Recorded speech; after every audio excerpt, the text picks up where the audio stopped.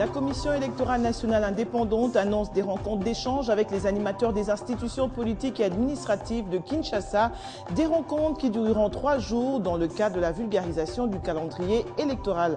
Dans ce journal, nous serons en ligne avec le directeur de la communication de la CENI, Jean-Baptiste Itipo.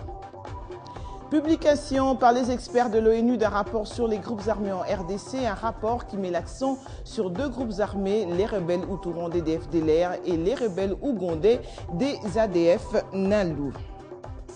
Bienvenue à tous dans cette édition dominicale. On commence avec la Commission électorale nationale indépendante qui annonce des rencontres d'échange avec les animateurs des institutions politiques et administratives de Kinshasa. Ces rencontres qui se tiendront à la maison des élections lundi, mardi et mercredi prochain rentrent dans le cadre de la vulgarisation du calendrier électoral. Et justement, pour en parler, nous sommes en ligne avec le directeur de la communication de la CENI, Jean-Baptiste Itipo. Bienvenue.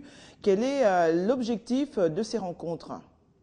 En fait, l'objet de ces rencontres rentre dans le cadre de la vulgarisation du calendrier des élections urbaines, municipales et locales telles qu'annoncées par la Commission électorale nationale indépendante. Et donc, il s'agit des échanges citoyens entre la Commission électorale nationale indépendante et les institutions provinciales de la ville-province de Kinshasa. Depuis quelques mois, la CENI multiplie les rencontres et pendant ce temps, une frange de l'opposition réclame la démission du président de cette institution. Finalement, on a l'impression que la CENI organise ces rencontres par défi. Non, la CENI n'a pas défié qui que ce soit, mais tout ce que la CENI entreprend comme activité rentre dans le cadre de ses prérogatives légales. La loi autorise à la CENI de vulgariser tous les textes législatifs et tous les textes réglementaires en rapport avec le processus électoral. C'est dans ce cadre-là que la CENI multiplie les échanges citoyens avec les différentes parties prenantes. Merci Jean-Baptiste Itipo d'avoir répondu à nos questions. Je rappelle que vous êtes directeur de la communication de la CENI. Et dans le reste de l'actualité, la publication par les experts de l'ONU d'un rapport sur les groupes armés en République démocratique du Congo. Du rapport mi-parcours, on apprend notamment que la branche du M23 qui se trouve en Angola se réorganiserait en l'absence d'avancée dans le processus de rapatriement au Congo. Mais ce rapport met surtout l'accent sur 2 groupes armés, les rebelles Hutu-Rwandais des FDLR, les rebelles ougandais des ADF NALU et sur la mort du chef de guerre Morgan qui s'était rendu au FARDC.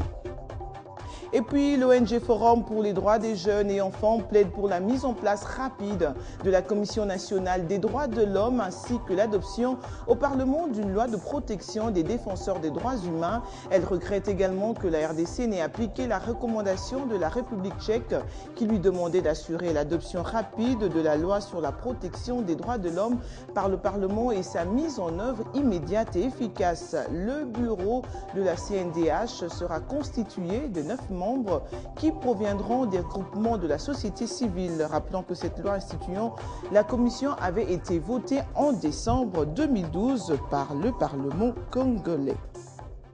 Et sur le continent, c'est au Nigeria que nous atterrissons. L'armée a annoncé samedi avoir tué 53 insurgés islamistes dans les affrontements en représailles à une attaque à Damba dans le nord-est, une région prise pour cible quasi quotidiennement par Boko Haram. L'armée qui a perdu 6 hommes a arrêté 3 femmes soupçonnées de mener des campagnes de recrutement pour Boko Haram. Jusqu'ici, les femmes assumaient essentiellement des tâches domestiques pour l'insurrection islamiste.